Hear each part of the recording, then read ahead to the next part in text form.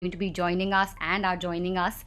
Um, 6 months into the pandemic, India's 300 million plus youth, 1.5 million schools, 40,000 plus colleges, and 1,000 plus universities are still struggling to come to terms with the huge disruptions in the Indian education system. Mindler ICCC, in collaboration with Education World, brings to you an insightful panel discussion on building sustainable school college industry partnerships to help you better understand these challenges and provide collaborative solutions.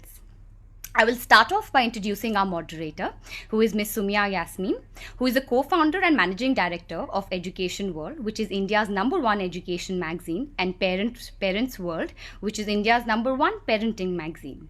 An alumnus of the Asian College of Journalism, she has written extensively on challenges confronting the Indian education system and is also the author of the best-selling 101 Great Universities of the World. We welcome you, Sumya, and so do we welcome all our other panelists. Thank you, Isha, for that very generous introduction. It's my pleasure to welcome our distinguished panelists and attendees who have logged in from across the country to discuss and debate ways and means to build sustainable school college industry partnerships. Let me begin by introducing our expert panelists. I begin with Ms. Swati Munjal. Swati is Director, Strategic Initiatives and Student Engagement at DML Munjal University, founded by the Hero Group and mentored by Imperial College London. An alumna of Lady Shri Ram College Delhi and Cornell University, Ms. Munjal has vast professional experience in fields ranging from financial restructuring, consultancy to the high technology products businesses. She has worked with PricewaterhouseCoopers, Whirlpool in the US, in her family's business Santel. A member of the FICCI Ladies organization, she's also a trained Kathak exponent. Ms. Munjal, welcome to you. Thank you, Soumya, for having me here today. Our next panelist is Mr. Sudhakar Rao.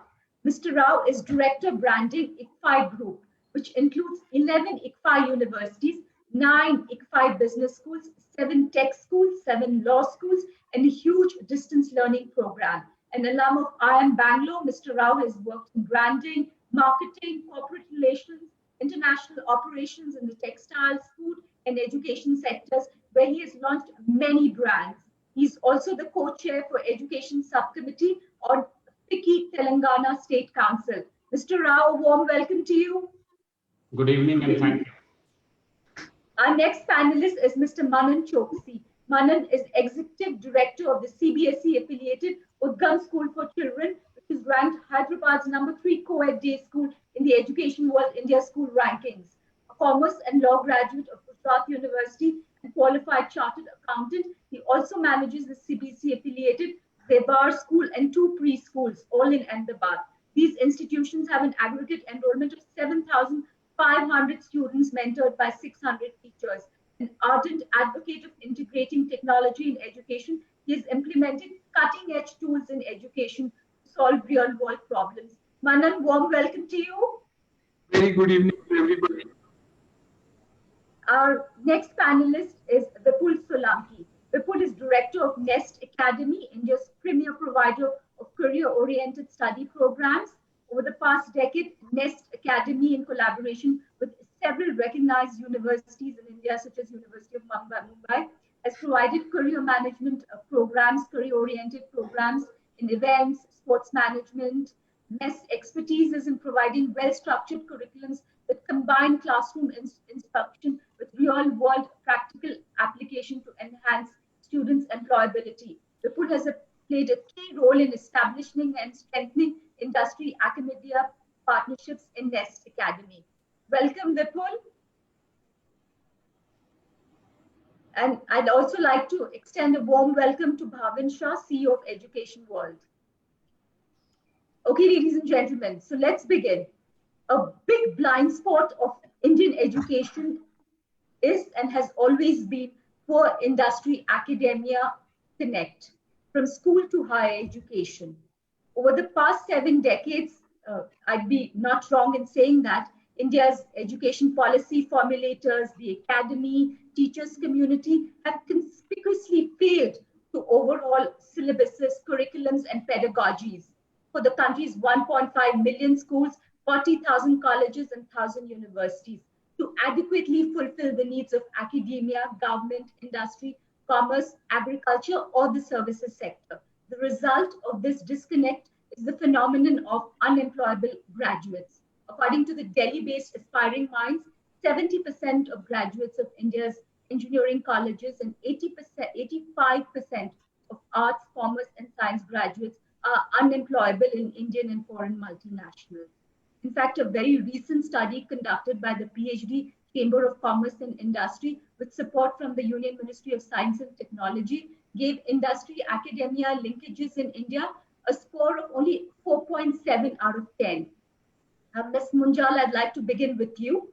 What do you believe are the causes of this deep and widening industry academia disconnect? And do you see the phenomenal growth in the promotion of new genre private universities such as BML Munjal as being a game changer and beginning the process of deepening engagement with industry?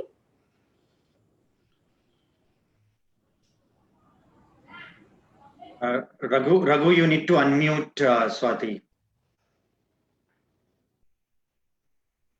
I think so. You need to keep unmute. I think, may I request also, because we are encountering some problems, may I request everyone, I think we've got a very disciplined set of panelists who won't speak out of turn. So don't bother to mute yourself, please. Sure. Yeah? Yes, she's back. Thanks, Sumaya. So I think you've chosen a very interesting topic. There's been a lot of discussion around this topic, but when I think I'd like to first begin with a little bit understanding why does this gap exist really in the first place. So we go back and look at it from an industry perspective, and we look at it from an academia perspective, and we see that in history, if you go back and see how academia was basically operating and how industry was operating, industry really thought of academia as being too theoretical and not being practical. And academia thought of industry as a money-making business, and looked down upon them. So I think the gap really existed with both sides never working with each other, or collaborating and working really in silos. I think over the years, when there have been enough evidence, examples, and stories where leading universities or leading corporate infrastructure has been developed with each other being there. So, for example, if you pick up, some centers, like you pick up Bay Area, Boston, across the world, even if you go, looking at it, and really, I think in terms of higher education, those we are learning a lot from them, and they are learning from us as well in some ways. But I think when we look at that and we see that, most of when there were evidences that industry was succeeding when they had a group of universities around them, and also university was able to perform better and deliver a bit better as per the needs of the industry when they were near and they were working in close equation with the academia. So I think when both sides realize that there is a benefit and there is a certain advantage of working with each other, this gap, they I think over the last few years, they've been working on it. Now, when I look at, BML Munjal University, we are basically a corporate-backed university. So we have a corporate DNA. So for us, we don't really see it as a divide. We actually see industry and academia. I mean, right from the first document that was ever written for the university, it was always kept in mind what the industry really needs. And starting with, in fact, the university was set up with this need because in the area where, Hero MotoCorp was one of the largest recruiters. And when we found that, being one of the largest recruiters, year after year, there were a lot of gaps. And I think, like you said, Sumaya, that, there were reports coming out and that was happening in real life as well in terms of recruitment. for some of the top recruiters. And based on that, we when the first document was being written, even for the university, it was kept that this university would really stand to meet the industry needs, and it would be a university where really nobody will talk about the gap. So we would be bringing in practices, bringing in aspects which would help students get the best of both. And I think how we've kind of done that in the university is, uh, um, our board of advisors who've been involved with us from day one. I think we have an extremely accomplished board of advisors and board of governors who've guided us and also kind of always brought us back that this has to be, a prime focus of the university, that we bring in, we deliver, we produce graduates who are ready for the industry. How we've done this, Sumaya, is that, there are 3 or 4 big areas where we've continuously worked from day one. Number one is the curriculum. I think when we set up the university, right from day one, we were clear every year we need to revise the curriculum. And this curriculum has to be revised not by just academicians sitting and revising it, but it has to be industry. So we've constituted a board of studies, which are basically consist of people from CXO, senior executives, who every year sit down and look at the curriculum, what is going on. I mean, right now, it's the biggest change happening in mankind right now. So I think this is a great time for education, great time for the industry to rejuvenate and kind of re-innovate, do many things, that were earlier not even, they couldn't even think of doing. So we do this curriculum revision every year, and there's a mandate to every school, which is, we have 4 schools: engineering and technology, School of Law, School of Management, and School of Economics and Commerce. And in each of the school, the mandate is to revise the curriculum minimum of 30% every year. So every year they look at the courses, the programs, and this is academicians and industry sitting together and seeing, okay, what best can be done. And the second aspect, how we do it, is by faculty. I think by having a very high component of visiting faculty. So when we set up the university, there were 3 components that we were, looking at as visiting faculty. Faculty that can come from other Indian institutes, faculty that can come from other international institutes. And the third, most importantly, is faculty which are industry practitioners, so professors of practice. And in School of Management, for example, we've got a very high percentage of visiting faculty, and the nature of the program allows it also. The School of Engineering and Technology as well. We've got we encourage visiting faculty. And in fact, we've got a lot of industry practitioners who have been recruited by us, who've either kind of people who've retired from one of the big Hero Group companies or from the industry, and they've had an interest. So bringing them back, I think, has given a certain flavor to the whole program. Great. Yeah, so I think, and the last... let's come back to some of, I think you've given some very good ideas and solutions. We'll come back and ask you to elaborate on some of them. Sure. Yeah, thanks. Sure. Mr. Rao, I'd like to move on to you now. I'd like to ask you, in fact, a very specific question. This is related to the National Education Policy 2020. In my opinion, NEP 2020 has failed to mention or address this lacuna of Indian education and stress employability or the job readiness of students, and how education can be made relevant for not just students, but also employers. Just to give you an example, Stanford University has incubated 39,900 companies, which are generating revenues of $2.7 trillion annually.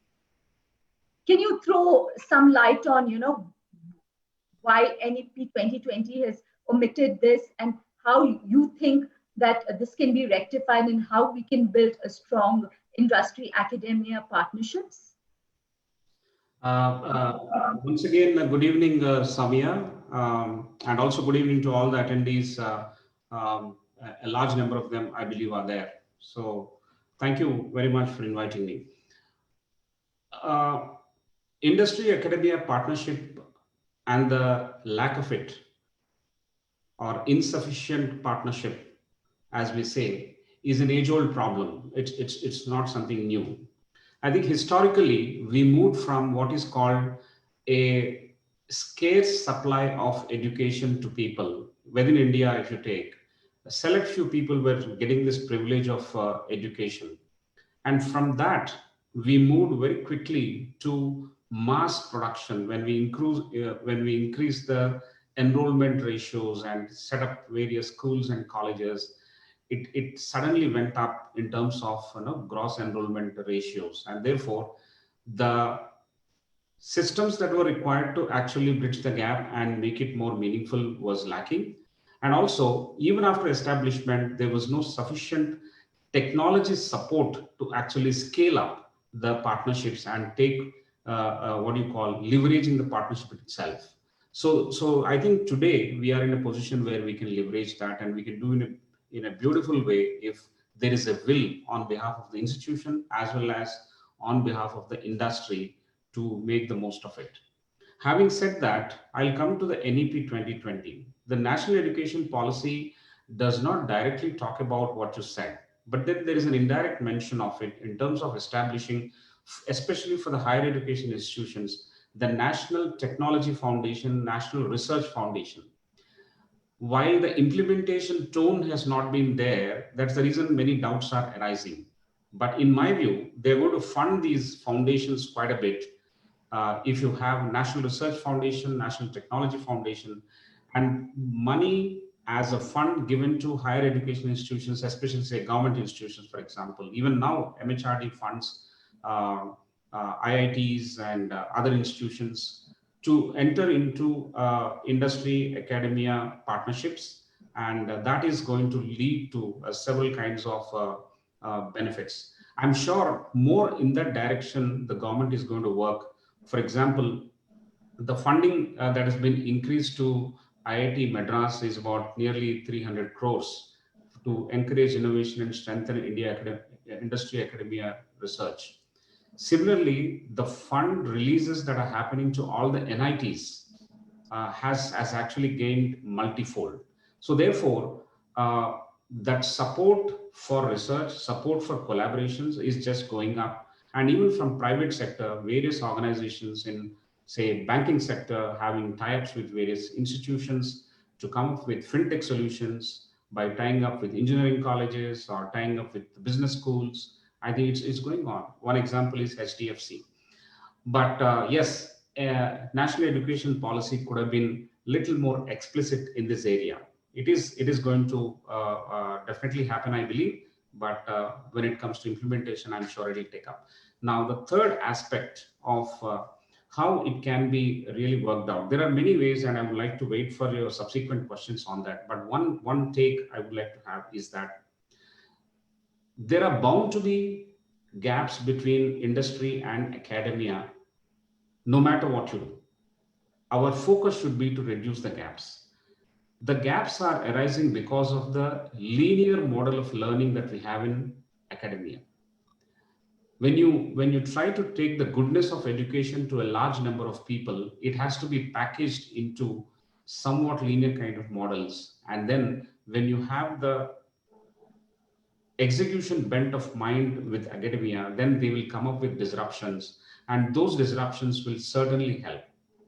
For example, in the world, you have every day a new automobile launched, and they claim that they are the most fuel efficient, or they have various other features. Is that discussion taking place in the classroom in the first place? I'm talking about the lowest level of discussion and the discourse that happens at institutions. Many don't do. When you do that, you will analyze the parameters, the materials used, the new technologies that are brought in to achieve the objective of that automobile brand, and therefore they are planning to claim that and sell that. I think up-to-date discussions, bringing real-time case studies, having industry practitioners coming into your schools and colleges. I think these are something which have to happen in a stepped up manner. And it is not it is not possible if you have something like, I have an MOU with an industry for the sake of getting accreditation or certain rankings. It is not going to work like that. Those superficial methods of trying to garner some brownie points here and there so that you have the bragging rights of ranking, bragging rights of accreditation, so on and so forth, will not help help the teachers, will not help the students. In fact, it will not help the economy. The bigger purpose of industry academia relationship is to build economy stronger, so that we can have a structured fundamental research that goes from universities and colleges, helps the industry, and industry transfers its problems back in with some kind of investment of time and energy and money, so that their problems are solved. So it is an attitudinal shift that is required fundamentally. Industry abroad goes to academia. In India, it doesn't happen. In India, academia is after industry for a long part of the game. I think it should be balanced. And at this level, I would like to stop and then take further questions, if any. Thanks, Mr. Rao. I think you've raised some valid questions. We'll come back and discuss that, especially what you say is very true. In my own experience and interaction with a lot of higher education faculty, I've been told that even though they've done inventions, they've filed patents, industry is not willing to partner them to take it to market. We'll come back and discuss this very important issue. Manan, I'd like to just go over to you now. If college industry disconnect is poor, then the disconnect between schools and higher education institutions and schools and industry is almost non-existent. Yes. Most collaborations of schools are with other schools, never with colleges, universities, or industry. Higher education or industry representatives are not involved in K-12 curriculum development. What are the reasons for this massive disconnect, Manan? So there is this great wall of China between a college and a school, which is called the entrance test. So the entrance test keeps us like oil and water. It separates the whole concept of education in a miraculous way, where until a person is in the entrance test, he thinks only of the entrance test. Once he gets through the entrance test and gets some marks and eligibility, then he thinks of colleges which he would like to apply to. So what has happened in education in school is all reduced to what in the last 4 years of the schooling, suddenly all start thinking about the career and life, and what kind of colleges they would want to go. And there is this life-changing decisions which are taken in the last, I would say, last year of the school. Okay. Now, if you really look into this whole concept, people don't choose schools based on the pay packages their children get eventually. But as far as colleges are concerned, they're clearly choosing colleges based on the placements and the pay packages. So how does the school fare in people's mind is more so when they choose a school for activities, for facilities, but not even for the faculties, not for the teachers. And once they go in the secondary mode, once they are older, suddenly they have so much priority of college admission that they forget everything, and then they focus only on entrance test. Many students move on to dummy schools, so it's a far cry. If I would say that my students get into engineering, in fact, my students do get into engineering, but for the last 2 years of their school, they go to a dummy class. So if you really think, why do they go to the dummy class? Because they have this entrance test to appear, and in which whatever they learn at school is not measured. Only their paper is measured, which they submit for the entrance exam. So if you really think of it, there is a massive disconnect between the college and the school, because we don't prepare students for the college. We just prepare for the entrance exam. Now the entrance exam is able to measure only a part of a human caliber. So they may crack the entrance exam, but they may fail in life. We have created students we are very proud of who succeed in life, no, even if they fail in entrance exam. But unfortunately, those do not get admission in the best of the colleges because of this, I would say, a wrong way to measure human caliber. So having said all that, what I think is what missing is the students' exposure. Parents tend to protect so much. A well-to-do parent protects the students so much from outside world that students are unable to make their own choice of their career till it is too late. Till it is too late, they just go guided by what the parents expect of them, and eventually what happens is they realize that it is not the career of their choice. So it is a big mess. So now if I want industry to get involved, so if I want, suppose, a automobile company to train our students to become automobile engineers, but students at that time are so lost. They want theater, they want to become a singer or a rock star, because those careers are fascinating. It is glamour, and at best they think that maybe I'm a chartered accountant. I'm very happy that I'm a chartered accountant. But unfortunately, today's students think it is one of the most boring and worst, career taken by people who are left behind by glamorous MBA careers.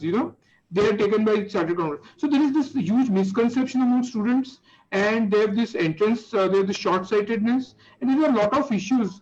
I think we have to start. Yes, if you want to revolutionize this, this arrangement, then it has to start with schools and it has to start with parents. Okay, thanks, Manan. And by the way, the Indian CA exam is one of the toughest in the world. So you've done all right. Yes. Let me go over to you, Vipul. Vipul, NEST has pioneered some introduction of some very innovative professional career-oriented programs in universities. In your experience, what is the reason for academia-industry disconnect, and what are the ways and means this can be bridged? Especially, I'd like you to focus on how faculty can be trained to deliver industry-connected programs. Firstly, very good evening, Soumya, and thanks to the entire team at Mindler Education World. Good evening to all the attendees and the respected speakers as well. I'm happy to see this very interesting topic that is being taken for a discussion today. And there is a need to discuss it at a frequent intervals at multiple forums and platforms. What I think is, in continuation with what Swatiji said, Sudhakarji said, and what Manan sir also mentioned about, in continuation of the same, what we feel is like in the last decade or so, India has witnessed phenomenal growth in multiple sectors. As compared to the previous decades, the current development in multiple sectors, like be it communication, digital marketing, be it events, sports, interior design, other designs, fashion design, be it data science, etc. So there's been a quite extensive progress that the industry has seen, multiple opportunities that they have been able to take up. So many startups have come up, and because of that, there is a high need for educated professionals in that area. But when they, get in touch with the institutions for hiring, many of the occasions they are not able to find the apt candidate. So on one side, we see there is a high unemployment numbers that we see, and on the other side, there are hungry corporates who are not able to identify the good apt candidate for themselves. Um, this is I think an area which is need to be discussed. I think any 2020 has so set a right philosophy where there has been kept a huge room for practical approach. The industry readiness approach has been recommended. We in the year 2000, when we conceptualized our institution, we had kept this structure in mind that we want to focus only on the unconventional areas. and bring those unconventional areas into the mainstream. So we started discussing with multiple universities and bodies in the country. We developed curriculum syllabus in consultation with the industry, and we started bringing in the masters, bachelors, and the postgraduate programs in various specialized area like event management, sports management, and multiple. In our past learning, because the subjects are very industry oriented, and in our conventional past, if we see, there has not been big evidence of having this collaborated approach. We had to start everything afresh. There was a lot of experimentation that has been happening, and when we started approaching the industry, I was very glad to share that yes, industry is also willing to balance, but it's the question of who takes the first step. So we had been in connect with the industry, and there has been, along with the curriculum, we have ensured that the student is being taken up on an equal number of hours as equal to his theory. He is being spending time on field. So till the time he doesn't go on field and see the setup, for example, for event management, he doesn't see the setup, the backstage management, the audience management, the technical systems and things live by himself and get hands on it. It's very difficult to have the application side of it driven to him, and hence the requisite quantum of attention needs to be given on that part. And I feel that in the last year, if we see our data, we had around 2.5 lakh hours of students working on the industry that was delivered. So that's a huge number, when we see. So industry is really waiting for us. And when we have these discussions with the industry, when we collaborate with them, I see a huge possibility. Even, what Manan said, about the student at an early age, I'm completely in agreement with him that at the age of when he's in 6th or 7th standard, I think there's an abundance of information that he's exposed to due to the digital connect that he has, and hence he's exposed to a lot of things. But the problem is that he doesn't have more details on it, authenticate information, and hence I feel there's a huge role that the counselor can help us in driving the right information to them about various industries, so that they can start making up their mind that where they want to land up after their school, and not just only in the final year they start thinking about where they want to head. um, in terms of coming back to your question of faculty, yes, it's a challenge. We have been having conventional format of faculty, but currently in our setup, if you see, we have more than 60% of the faculty who are from the industry. Those guys are not as such faculty as such a faculty which we generally have been seeing. They are more of industry personnel, and hence their way of delivery is not very bookish.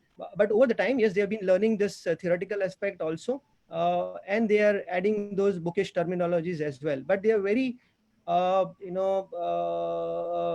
effective when we see about the bringing the live information from the sector, be it in the form of case studies, simulations, taking them on trainings, projects, brainstorm sessions, internships.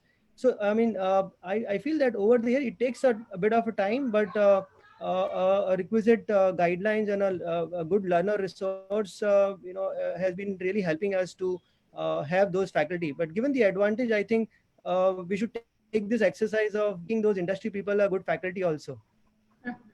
Thanks, Vipul. We'll come back to some of the points you've raised. Yeah. Swati, now going back to your what you were highlighting about some of the solutions. If you could elaborate some of the solutions on how this gap can be bridged. And I want you to highlight not just between industry and academia, which is higher education, but also how bridges can be built between school and higher education institutions, and some of the concerns which Manan raised about the whole college entrance phobia and this whole industry. So is that a kind of impediment to schools and colleges working and partnering and working more closely together? Right. So I think, Samaya, to answer, I'll break this question into two parts. The first is you asked about how industry academia could be bridged, and then the second was how school and higher education could help in bridging the gap, if I understand this right. Yes, correct. So the first part, I'd like to say that, I think there are enough examples in the West and as well as in India now, where universities are doing a very good job of bridging the gap. I think, of course, it all starts with the curriculum. Like I was earlier trying to say that, in a university, it's about curriculum, designing it, updating it, revising it continuously. And I think private universities have a big advantage of being able to do that. So I think, they definitely, that advantage gives private universities, helps them bridge the gap, because student is really studying what would be required. The second is, of course, faculty. I think Vipulji also talked about faculty and the importance of bringing, I think he mentioned 60% of the faculty being visiting. I think really that, there has to be both ways. I mean, faculty coming in from industry and academicians going to industry to upskill themselves, train themselves, understand what the needs are. That I think both way it has to be a very joint partnership, because to us we don't see this as a gap. Like I earlier mentioned, it is actually one. I mean, it has to be not thought of as a gap. And I mentioned that being a corporate backed university, we've from the day one we've actually thought of everything we do. We look at it very closely from an industry perspective.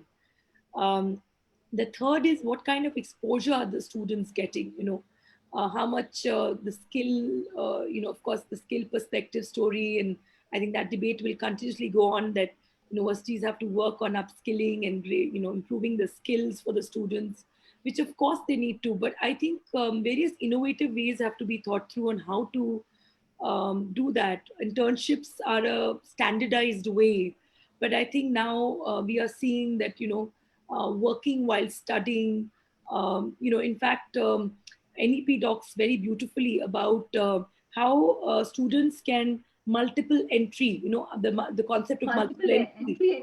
And I think that's a very innovative way of trying to integrate industry and academia, because you can go in and out of industry and academia and, get that experience. So I think students, it's not the standard internships now. It is much more beyond that than that. And also, like, maybe making internships not just as something you go and you get a certificate and you're done as a requirement. I think the concept of practice school, which was started by MIT and then followed by BITS Pilani, where really the practice school is, it's a very serious effort, where by the faculty and by the student, wherein it's not just an internship where you go, but it is part of your program, integrated, graded. Faculty spends time with the industry to decide what kind of internship projects should the student get. So I think like I must say that the recipe is the same. We just need to keep innovating it. So it's curriculum, faculty, and the industry internships. It is the same. It's not going to change. It's just that you have to, the way you implement, the way you execute, the way you think about it, the way the team is made to think about it from the top to the, and how it's articulated to the students. Because like Manan was talking earlier, that students are very pushed by the parents. I think earlier today also I was talking about it, that parents are just looking for those high packages. They don't really care about learning. Their main interest is my child going to get the highest package? Is my child going to get a job in Google? Is my child going to get a job in Microsoft? And I think, and a lot of times then the universities are actually pushed to also, because, I mean, even schools for that matter, they have a big kind of internal discussion that they can't be driven too much by that. They have to respect that they're training students for life and for careers. They're teaching them to fish, not just to catch the first fish and go out. So I think it's a very important concept that universities have to teach students to fish for life, not to just get the first job and the first package and be out. And that's why the career guidance and strengthening that in universities is very important. I think I've taken too much time, Sumaya, so I'm going to just one last thing. Yes, if you can wind up, please. Yeah. So I'm going to say, even in the school, I think the same thing applies. It's nothing different. That the career guidance has to be strengthened. Parents have to be brought into the loop, so they stop pushing the children to take up careers. Because I think that really era is over. I think if you would lose, you can't progress if you're thinking like that. So thank you, Sumaya. That's it. Thank you. Mr. Sudhakar, if I could just go over to you now and address the question which you had earlier yourself, I think, posed, was about India Inc., which bears the brunt of reportedly the highest employee training costs worldwide, is very aware of the need for deep industry academia connect, but it's doing very little to bridge the gap in terms of endowing institutes, labs, research centers. Companies like TCS and Infosys have set up their own huge universities rather than collaborating greatly with education institutions to train students while they are learning for their jobs. Sudhakar, if you could address that. Yeah, I think a system of enmeshing industry with academia has to begin, I think, with industry. If the industry thinks that they have learned everything and they don't have to actually go back to school, then they are making the biggest mistake. I'm taking a risk in saying this. The risk is that a lot of academic institutions do not actually call the bluff of industry for the risk of affecting their placements. The closest to the emerging young Indian is the institution, the teacher, the faculty members. If the industry is really bothered and is preparing for handling this young Indian, then they should be working very closely with the institutions. But I don't think they seem to be doing that. They are worried about spending a lot of money in the training and development. They are worried about giving the reports of there is a misfit, these people are not employable, so on and so forth. I think they are like, mother-in-law kind of tantrums. That should be avoided. I think we need to enmesh very clearly and take the responsibility. The entire number of students that are being graduated from various institutions is for the benefit of industry. And if that is the mindset and the attitude of working in collaborative mode and going in and establishing some kind of partnerships, then things will change. For example, Infosys has got a leadership institute with them, and TCS has got an institute, Wipro has got, and several other institutions have, several other industries have got institutions within them. The industry professors or industry chairs should be actually teaching in the institutions. They should go and teach. If their own system in industry is not modified or changed to have an academic bent, then how can anybody expect that the emerging students should have an industry orientation or institutions should have an industry bent of mind? I think this is all theoretical if you don't come together. In my view, the industry should have parameters of evaluation if they go back to school, and that should be encouraged while they are working with the industry, some of the senior ones. And when they work with institutions in collaboration by actually taking a term or a semester, then they will begin to see the change that they themselves desire of from the institutions. That is one practical way of doing it. Otherwise, this debate is going to go on forever. Now, within the institutions, there was a discussion about practice school. Again, practice school is something very interesting. When ICFI started establishing the ICFI Tech, we established an academic collaboration with BITS Pilani as in Pilani. And then we started ICFI Tech. You know what we have done? The way you launch your program, that is the genesis stage of launching these programs, is that you make a curriculum. go to industry, take the feedback, revise the curriculum, then make the program structure. That is stage one. Stage two, recruit your faculty members based on the program structures and say that this is the philosophy that we have. Once you have the faculty members, then go and recruit the students. What is actually happening is the reverse. Institutions are going and recruiting students in all measures. And if there are students, then they are going and recruiting the faculty members, because only when the students are there, you would like to recruit the faculty. And when the faculty and students are there, then they will spruce up the building, where to sit down, where to teach, and labs and so on and so forth. It's completely wrong. The pyramid is reversed. So in my view, institutions also will go wrong in doing that. One of the members who accompanied me to Stanford University a couple of years back, and we were all, that was a delegation, and we were all asking some questions. And they said, dear professor, what is it that Stanford University has got which we do not have, so that your entrepreneurship and you're giving birth to variety of organizations which are coming from your university? I think the question is not to Stanford, the question is to ourselves, our own intellectual honesty. The kind of practices that you have within your own university and college should be seen as some good practices in the eyes of the students. Every day that young student is looking at you. You pay some salary and take some of it back behind the scenes. You don't treat the faculty members properly. Your labs are, you don't know what is the purpose of the lab.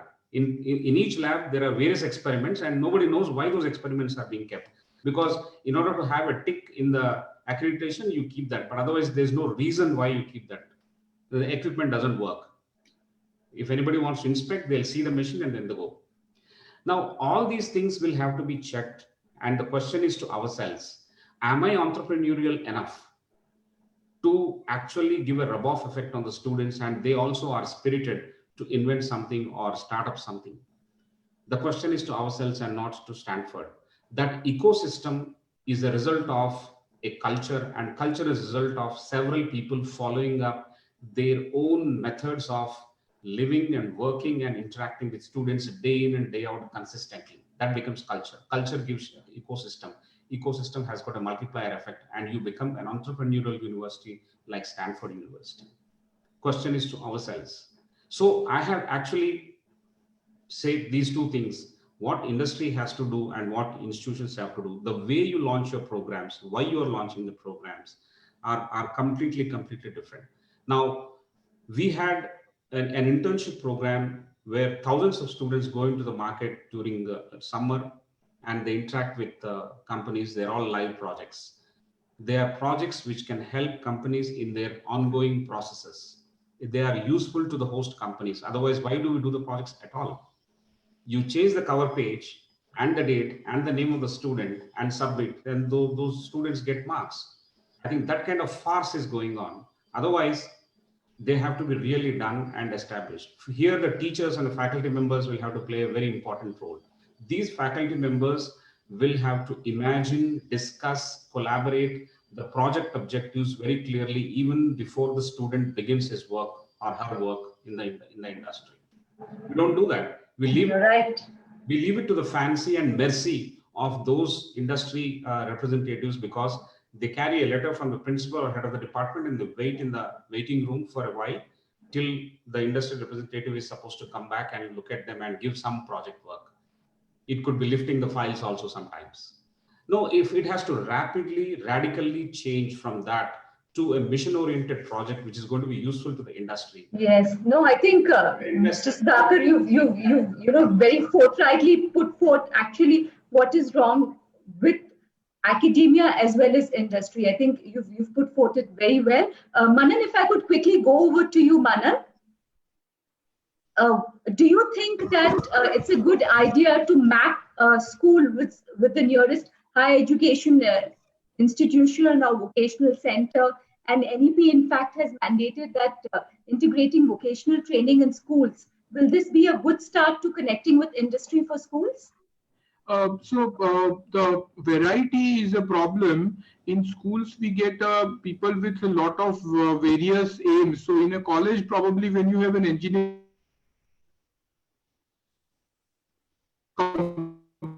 software engineering child would have a different thing. So I would suggest, rather than making a direct industry thing, more importantly, what we would require is any sort of exposure given to the child is advisable so that they can take good decision in life. Any sort of exposure, and it may not be of their interest, and it is not that they pursue it in life, but it is the thing is, the aim should be that they are exposed to real world problems and real world challenges, and let us see whether it excites that passion in them, and then they can take it ahead. Okay, thanks, Manan. Vipul, if we could have your one last solution and recommendation you think is important to bridge this gap. Quite a elaborative answer that I have. To wrap it up in one line, I feel that the objectives of industry and the academia has to be aligned. I feel I think both has the similar goal, but in terms of channelizing it or defining the practices and taking the first step forward by somebody, and having this philosophy to assist each other and take up this task is what I feel is the need of the hour. And I think it's under the making as well. It's not like it's not begun. I think it has already begun and it has been going quite strong. But yes, this has to be carried forward. Yeah. Thanks, Vipul. I think Mr. Rao, you had a point to make. If you could quickly make it.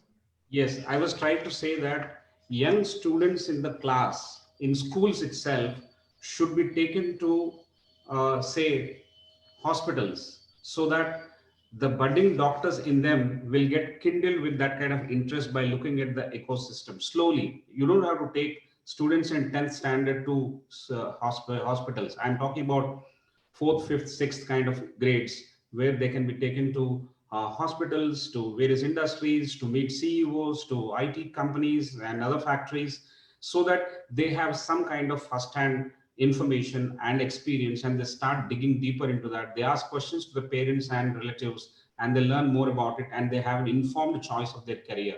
And later, structured career counseling programs within the schools will definitely help. But I'm sure a lot of industries would respond positively if the schools would like to have that kind of exposure mechanisms planned, and it's going to work both ways. Thanks, Mr. Rao, for that good point. Bhavan, I'd like to now invite you to moderate the Q&A. But before that, I want to ask you a question.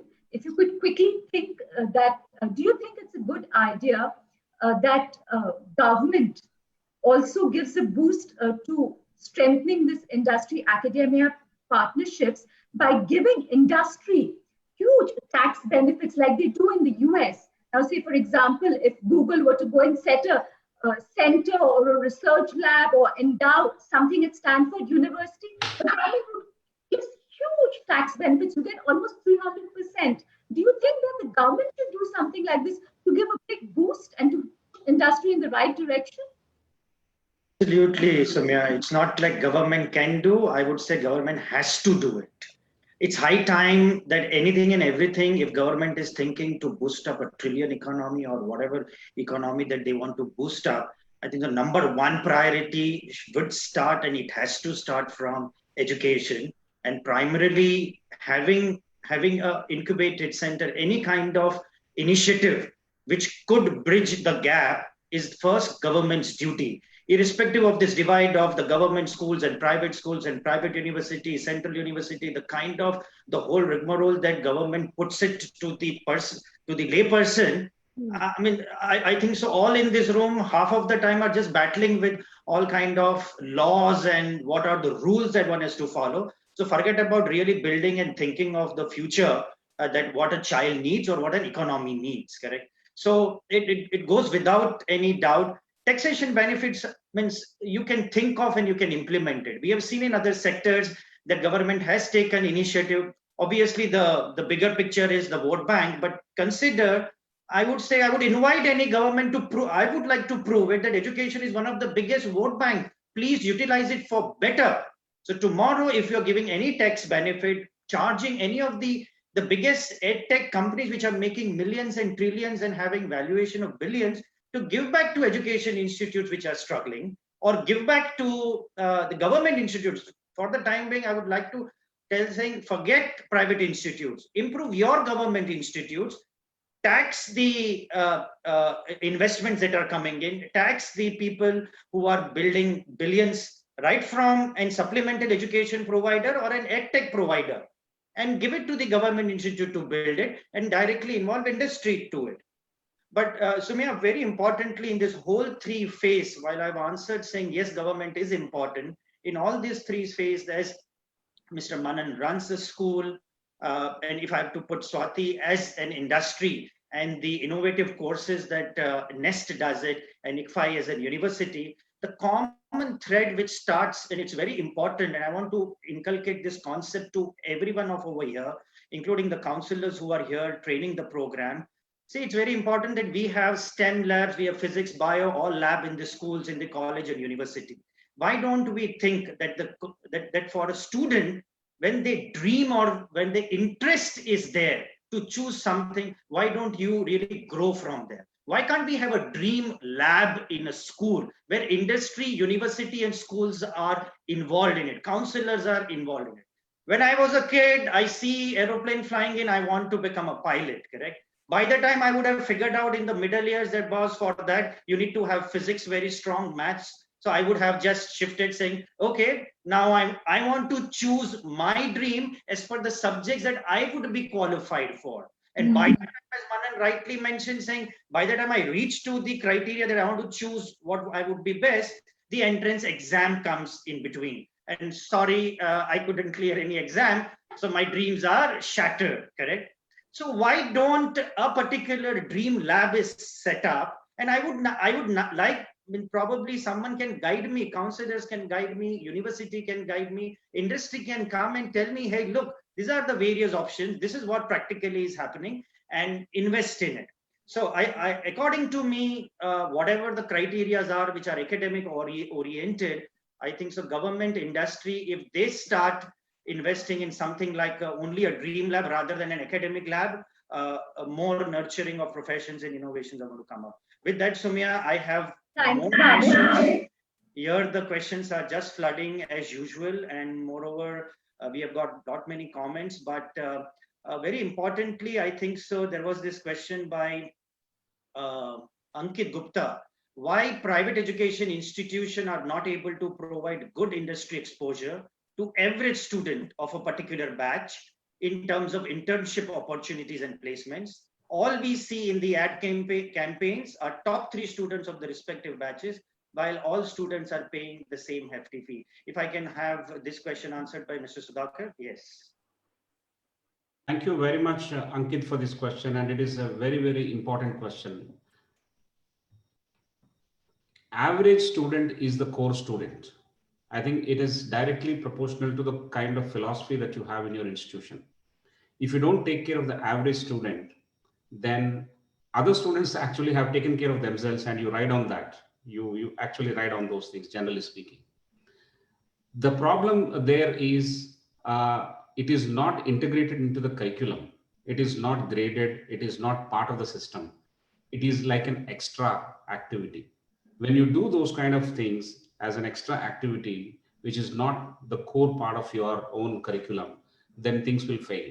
Now, how will it become a culture in your own organization? How is every faculty member targeted to generate a summer internship program or a live project for a student if it is not part of your system? I think the problem is there. Many private institutions fail in that. I'm not talking about government institutions. And those institutions which are successful for a reason. The reason is that they have integrated that into their main system, and it is part of it.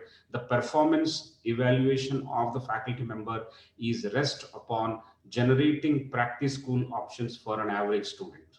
We do it, and therefore we're very happy to state that. Thank you. Thank you, Dr. Sudhakar.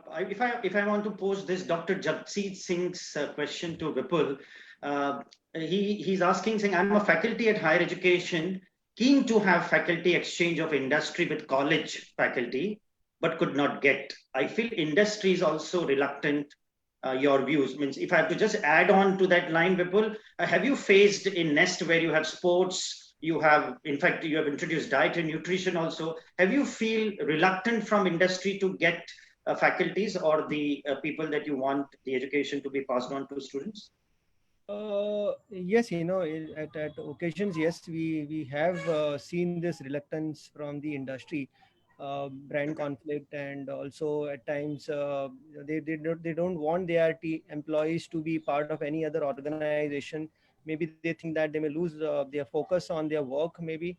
So there has been a reluctance, and we at times also get this request from many of the industry people that please don't mention my name, as my the policies of the company will not allow. So I think yes, there has been this question, but we have been having informal arrangements on this. But yes, the industry need to be understanding that yes, this is something which has to be taken up in a give back to the society as well. It's just not the way that they are looking at right now, and many of them have been changing. We have certain arrangement with many of the corporate houses where they have willingly taken up this and they have calculated their this hours in their working hours. So there are possibilities, but it really needs a lot of discussion, and on a case to case basis we have to take up. There's no policy as such that has come up, I think, that will really help to bridge.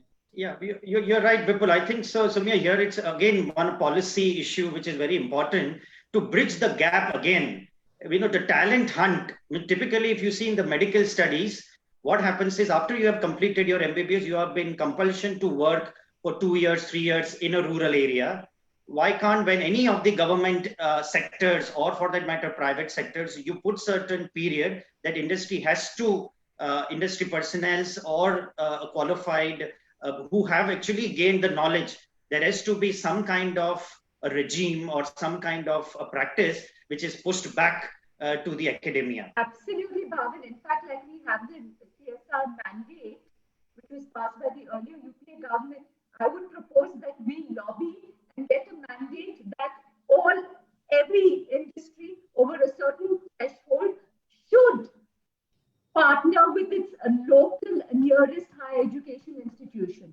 Yeah, we have a criteria as X turnover you increase, you have to contribute to CSR. So if you have X turnover that is there, then you can have participants. Manan, the question over here by Ms. Ahmed is, there is in NEP, there is this big multilingualism point, and every state is debating. The question of, I think so, a parent and the counselor is that what happens to that student who's, for example, taught thoroughly in the mother language? What happens? Does the prospect for higher education increases or decreases? How would you deal with that? So ever since this debate had started, I personally have interviewed a lot of people who had studied in a different language. Okay, long time ago in Gujarat board or any vernacular board, the system was that the papers of English medium and vernacular medium were distributed evenly, and at times Gujarati medium teachers were correcting English medium papers. So what used to happen is that Gujarati medium, the students used to get higher marks. So doctors, if you look at the language of passing of medium of schooling of unreasonable number of doctors were from vernacular medium. So a lot of those doctors are our parents, and I know from their admission forms their school is Gujarati. So I know them personally. So I asked them in interview, when they came for interview, that how did vernacular education harm your profession? How did it harm you as professionally?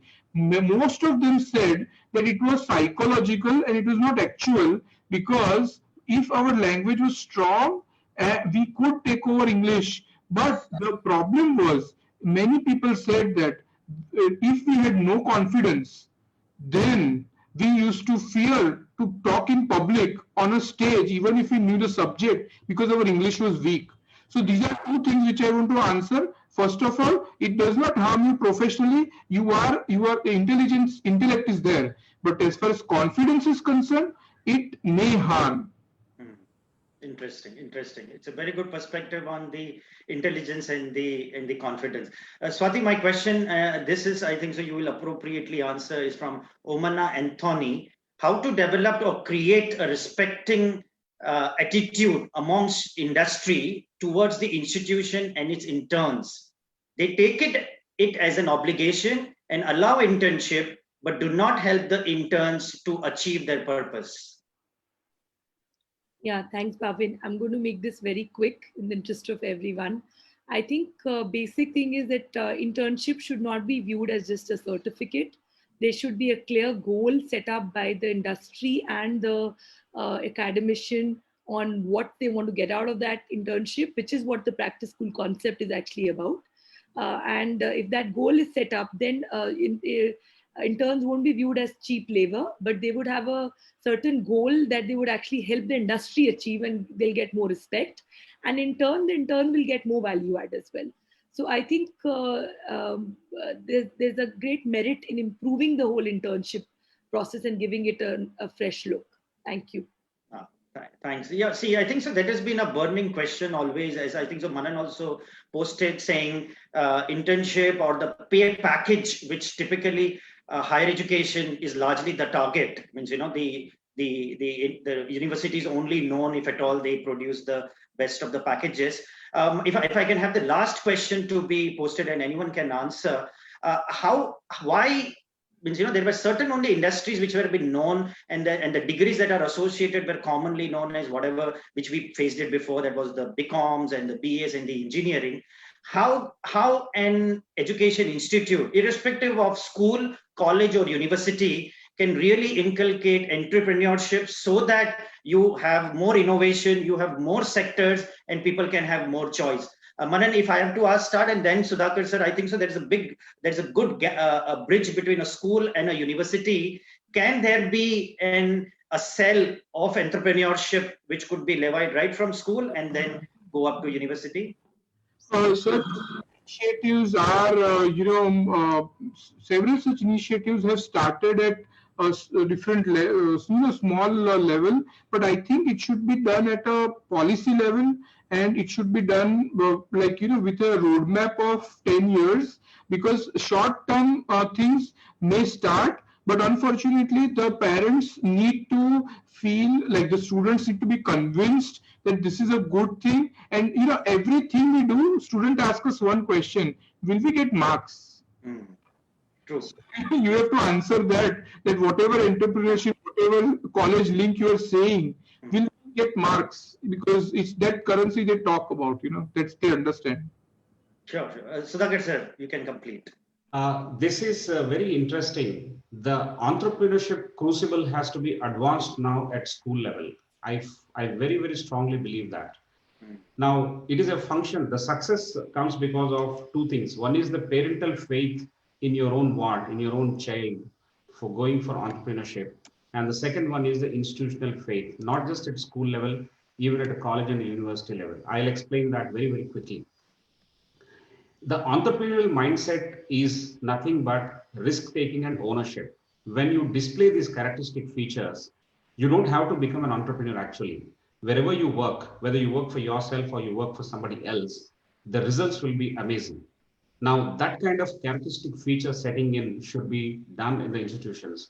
And if you advance entrepreneurship exercises within the school, there's a startup in Hyderabad called Metamorphosis, which does training of students with entrepreneurship, education, creating all kinds of idea festivals, and they call themselves democratizing entrepreneurship. I think in true sense, if you democratize entrepreneurship and everybody is taken through those paths, I think they will become more useful. They think about practicality. They will be readily available for industry to pick them up. I think that is a very short method of doing that. When I said parental faith, parents should believe in their children to try and dabble in some kind of projects and entrepreneurship while they are still studying. If you don't trust your own children, do you think some other private equity player would put fund in your child's project or entrepreneurship? No. Second, even in colleges and universities where incubation centers are there, they should go one step forward and fund those organizations, fund those startups. See, IIT Bombay does it, and some of the organizations, some other institutions also do it, but it should be done at a large scale. If your own institution is not having faith in the entrepreneurial journey of their own students, how do you think an outsider is going to fund them? It's not going to work. Again, intellectual honesty, answers lie within us. We have to be role models and create this entrepreneurship as a all encompassing model right from school level, and then we will do very well in this game. Thank you very much for bringing up this point. I don't know who asked this question, but it's a fantastic question. Thank you, sir. Thank you very much. The last comment I would just like to pass on, and it's an idea by Danish. Is saying Soumya, we have this parameter in India higher education rankings, the best industry academia ranking, and Danish is suggesting saying the institutes which are coming top in that rank can display on Education World website the industries that they are working, which could be then publicly available, and student and teachers, everyone can benefit. Thank you very much. I have many, but I think so many of them have asked. I think so Minded team needs to give email ID of all the panelists, because they are just not stopping. They're asking more and more questions, and we are overshooting the time. Over to you, Soumya, for closing comment, and then over to the Minded. Thanks, Bhavin. I think we've overshot our time, but I'll keep it very brief. Well, the clinching evidence, I think all participants have said that, the clinching evidence of the gross misalignment of industry and Indian academia is that the biggest complaint of Indian industry is the acute shortage of adequately trained managers and skilled employees. And on the other hand, the country is awash with highly qualified graduates which are clutching worthless certificates and paper degrees. So we cannot let this misalignment and disconnect go on. It's a national imperative that the best minds of industry and academia apply themselves to bridge this gap. Like Ms. Munjal correctly said, there should not be a gap. School, higher education, and industry should be a seamless continuum. And we all need to work towards it, and we need to push government also to do this forcefully. Over to you, Prateek and Isha. Thank you to all my wonderful panelists. Thank you so much, Soumya. Firstly, a big thanks to all the panelists. I think thank you so much for taking out the time to share your insights with all the people. I'm saying this on behalf of all our ICCC participants. They have had an amazing day since the morning. I can see flooding of messages personally at my end as well. But yes, I think this would have been really, really helpful for them. So thank you so much from the team at Mindler, as well as the entire pool of ICCC cohort members. So we will, I'll now hand it over to Isha for any final comments to all the participants. Yeah, over from my end. Thank you so much. And thank you all once again. Thanks, Prateek. Isha, you're muted. You're muted. We can't hear you. Sorry about that. Yeah. So thank you so much. It's been a pleasure. Everyone has enjoyed themselves, and they're yet to know that they have another exciting panel discussion lined up for tomorrow evening also. So this is especially for our ICCC participants. We have another exciting panel discussion lined up for you tomorrow evening as well. So I'm sure you're going to enjoy it. Thank you so much for being a terrific audience. You guys have been there right from 8:45 in the morning, and it's almost 6:30 now, and it's a weekend. So thank you so much to our ICCC participants, as well as all the other educators who've joined in, and obviously a big thank you to all our panelists and Soumya and Bhavin. It's been a pleasure, like always. Thank you, Isha. The only thing I'll just make one request to the ICCC participants. You have to be online by 8:45 tomorrow, and we hope that you have a terrific day tomorrow. Also, lots of exciting sessions lined up. I'm sure you're going to enjoy them a lot, and of course we conclude with a super panel discussion, so that should definitely be the cherry on the cake. So thank you so much everyone. Thank you. Thank you, Swati. Thank you, Vipul. Thank you, Manan. Thank you, Sudhakar. Sudhakar sir, thank you very much. Sudhakar sir. Thank you. Manan and Vipul, Thanks, thank you Sunil. very much. Thank you. Bye.